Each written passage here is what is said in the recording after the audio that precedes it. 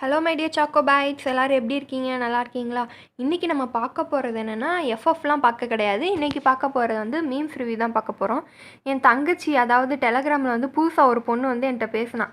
அவள் வந்து பேசும்போதே சொன்னான், நீங்கள் வந்து மீம்ஸை போடும் போது என் தங்கச்சின்னு நீங்கள் சொல்லி தான் போடணும் அப்படின்னு சொல்லியிருந்தா. சரிடி, நான் சொல்கிறேன்னு சொல்லிட்டு தான் சொல்லி வச்சுருந்தேன். இப்போ வந்து அவள் அனுப்பின மீம்ஸ் அவள் அனுப்பியே 1 மாதம் ஆச்சு. ஆனால் நான் இன்னும் போடவே கிடையாது.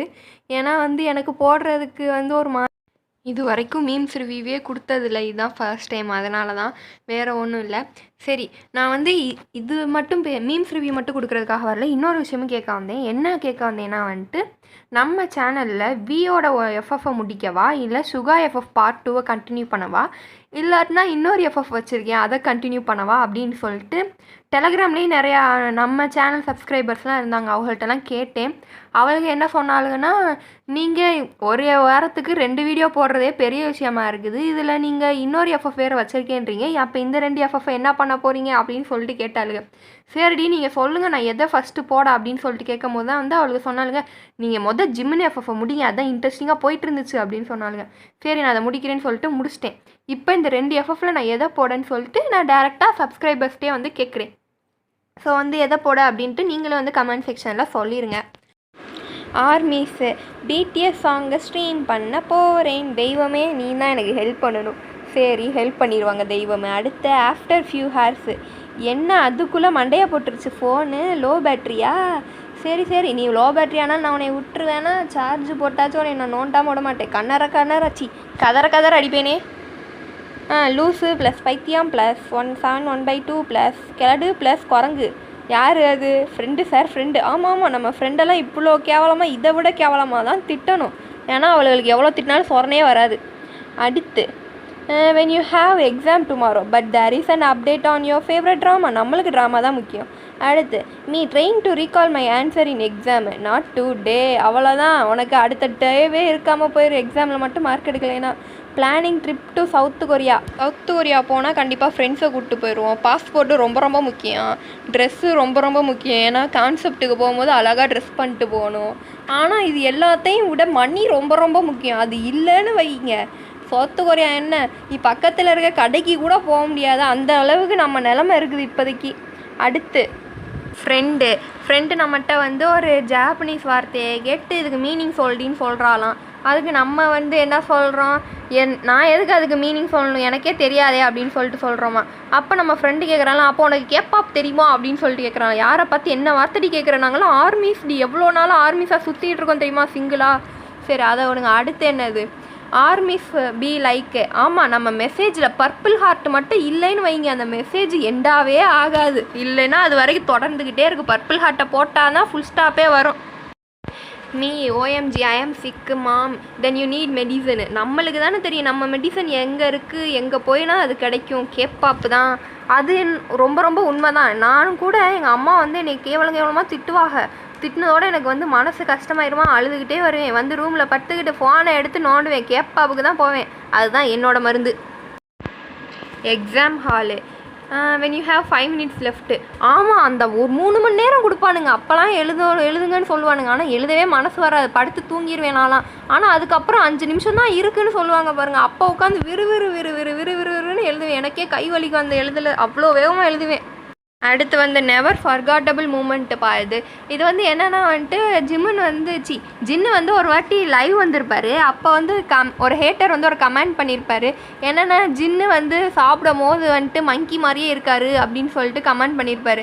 அதுக்கு நம்ம ஜின்னு வந்து என்ன சொல்லியிருப்பாருன்னா, அப்படியா மங்கி இவ்வளோ ஹேண்ட்ஸம் ஃபேஸோடையா இருக்கும் அப்படின்னு சொல்லிட்டு ஹேட்டரை பிடிச்சி கலாய்ச்சி விட்ருப்பாரு. அடுத்து வந்து என்னென்னு பார்த்தீங்கன்னா, இவகிட்ட மட்டும் எப்படி இவ்வளோ ஸ்டிக்கர். இது ரொம்ப உண்மை. நான் என் ஃப்ரெண்டுக்கிட்ட வந்து பேசிகிட்டு இருக்கும்போது, சேட் பண்ணிகிட்டு இருக்கும்போது அவள் வந்து மெசேஜ் பண்ணுவாள். பார்த்தா ஆர்மி ஸ்டிக்கர்ஸ்லாம் வச்சுருப்பா. என்னடி நீ இதெல்லாம் வச்சுருக்கியா அப்படின்னு சொல்லிட்டு கேட்பேன். கேட்டதுக்கு அவள் வந்து வச்சுருக்கேன் அப்படின்னு சொன்னான். நீ உடனே எல்லாத்தையும் எனக்கு அனுப்பிவிடு, இப்போயே அனுப்பிவிடு, இந்த நிமிஷமே எனக்கு அனுப்பிவிடுன்னு சொன்னேன். அது என்னால் அனுப்ப முடியாதுன்னுச்சு. அதை விட்டேனா நான் நடுராத்திரி 12 மணி வரைக்கும் மெசேஜ் போட்டே சாவடிச்சிட்டேன் பிள்ளைய. அப்புறம் எனக்கு அனுப்பி விட்டுட்டான். சரி, அடுத்து என்னது பார்த்துருவோம். when someone on the kitchen light at 2 AM. ஆமாம், 2 மணிக்கு நான் வந்து என்ன பண்ணுவேன்னா, எங்கள் அம்மா வந்து என்னை எப்படி திட்டுவாங்களா, அதுவும் நைட் நேரத்தில் திட்டினாங்கன்னா நான் என்ன பண்ணுவேன், எனக்கு சாப்பாடே வேணாம் அப்படின்னு சொல்லிட்டு வெட்டி வீராப்பா பண்ணிக்கிட்டு போய் படுத்துருவேன். படுத்துட்டு பார்த்தா கொஞ்சம் நேரம் கழிச்சு எனக்கா முழிப்பு வந்துடும். பார்த்தா 1 மணி இருக்கும். என்னடா இது அப்படின்னு சொல்லிட்டு பார்த்தா வகுறுலாம் பசிக்க ஆரம்பிச்சிடும். சரி போவோம் அப்படின்னு சொல்லிட்டு அப்படியே மொல்லமாக எலிக்குட்டி மாதிரி நடந்து வந்து ஏதாச்சும் வச்சுருப்பாங்க, பழம்லாம் ஏதாச்சும் இருக்கும், ஃப்ரிட்ஜுக்குள்ளே ஏதாச்சும் ஜூஸஸ் இருக்கும், எடுத்து அப்படியே வாயில் போட்டு வந்து மறுபடியும் ஒன்றும் தெரியாத பிள்ளை மாதிரி படுத்து தூங்கிடுவேன். காலையில் எந்திரிச்சு பார்த்தா தான் தெரியும் எல்லா விஷயமும். திஸ் இஸ் ஆல்சோ ஃபேக்ட்டுங்க. ஏன்னா வந்துட்டு சப்டைட்டில்ஸை பார்க்குறதா இல்லை நம்ம பசங்க பண்ணுற லூட்டியாக பார்க்குறதான்னு நம்மளுக்கே டவுட்டாக தான் இருக்கும். மேலேயும் பார்த்துக்கிட்டு கீழேயும் பார்த்துக்கிட்டு நான் ஒரு ரன் எபிசோட 2 வாட்டி பார்ப்பேன். ஃபஸ்ட்டு வந்து நம்ம எக்ஸ்ப்ரெஷன்ஸ், நம்ம பசங்களோட எக்ஸ்ப்ரெஷன்ஸ் எல்லாம் பார்த்துட்டு அதுக்கப்புறம் சப்டைட்டில்ஸுக்கு போவேன். அடுத்து வந்து என்னடா நீ உயிரோட இருக்கியா இல்லையா, கால் பண்ணால் எடுப்பியா மாட்டியா, அவனெல்லாம் ஃப்ரெண்டாக நம்பலாமா வேணாமா. இதுதான் என் ஃப்ரெண்டு டெலகிராமில் எனக்கு போட்டு விட்டது. இதை விட நிறையா போட்டாளுங்க. அது வந்து ரொம்ப டீப்பாக போணுச்சு, அதனால தான் வேணான்னு கட் பண்ணிட்டேன். இது அடுத்து வந்து நம்ம ஜின்னை பிடிச்சி வச்சுக்கிட்டு அவர் ஃப்யூச்சர் கேர்ள் ஃப்ரெண்ட் எப்படி இருக்கும் அப்படின்னு சொல்லிட்டு கேட்டிருக்காங்க.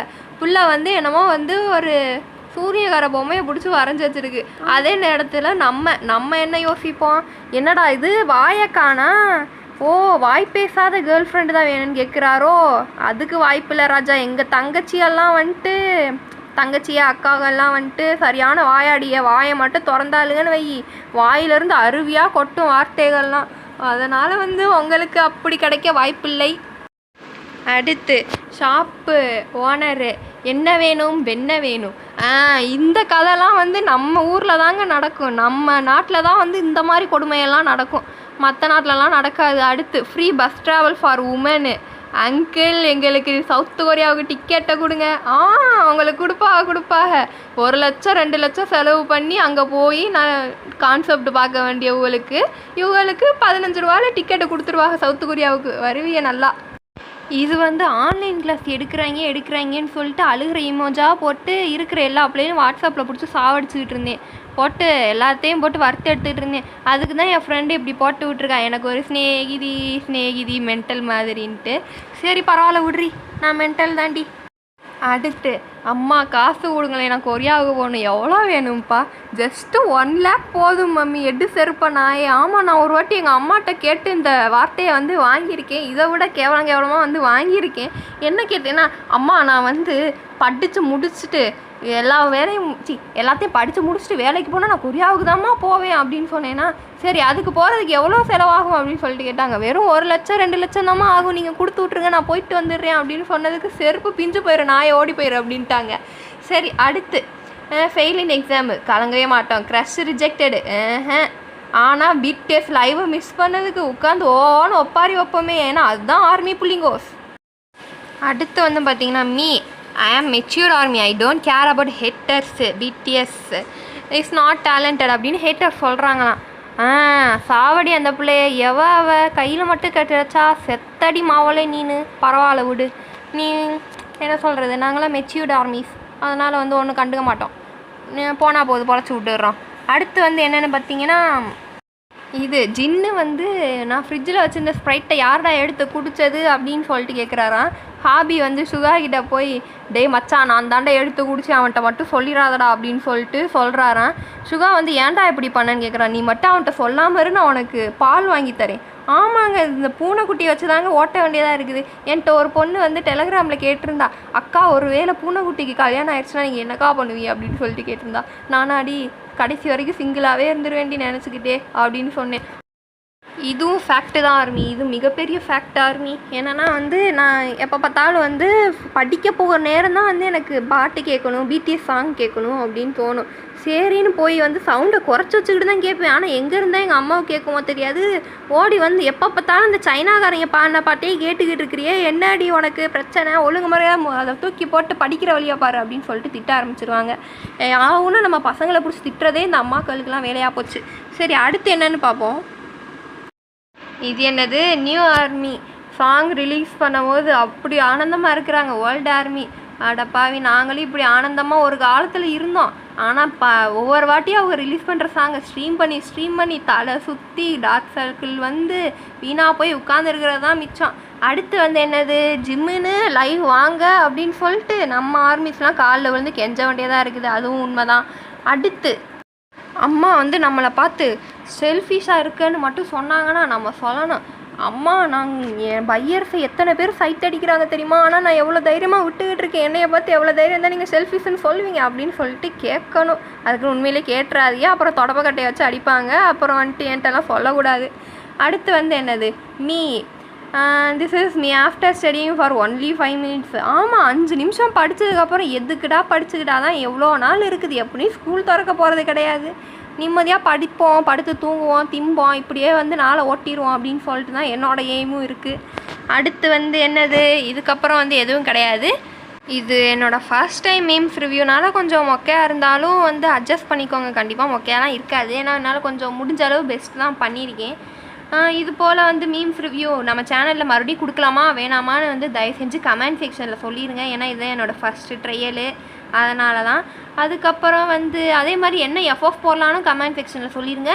அடுத்து நான் எழுதின நியூ எஃப்எஃப்க்கு யார் ஹீரோவாக போடலான்னு சொல்லிடுங்க. வேறு இது வரைக்கும் எனக்கு சப்ஸ்கிரைப் பண்ணாமல், நம்ம சேனலை சப்ஸ்கிரைப் பண்ணாமல் யாராச்சும் இருந்தீங்கன்னு வைங்களேன், தயவு செஞ்சு சப்ஸ்கிரைப் பண்ணிடுங்க, நான் சொல்லிட்டேன். அதுக்கப்புறம் வந்து என்ன ஒன்றும் இல்லை. Thank you so much. டாடா.